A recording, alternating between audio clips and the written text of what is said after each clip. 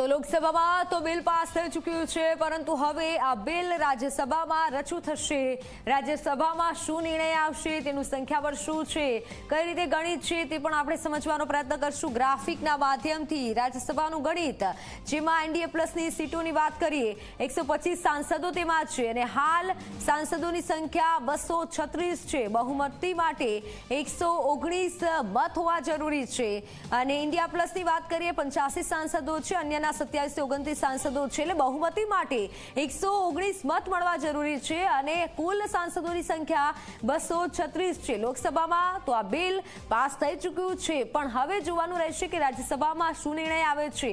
જો માની લઈએ કે રાજ્યસભામાં બિલ પાસ થઈ જાય છે, તો ત્યારબાદ રાષ્ટ્રપતિને આ બિલ આપવામાં આવશે અને છેલ્લી મંજૂરી રાષ્ટ્રપતિની લેવામાં આવશે। એટલે બિલ પાસ કરવા માટે આ 3 સ્ટેપ હોય છે, જે પસાર થવા ખૂબ જરૂરી છે। ગઈકાલ રાત્રે ખૂબ ચર્ચાઓ થઈ, વિપક્ષે પણ પોતાનો મત મૂક્યો હતો।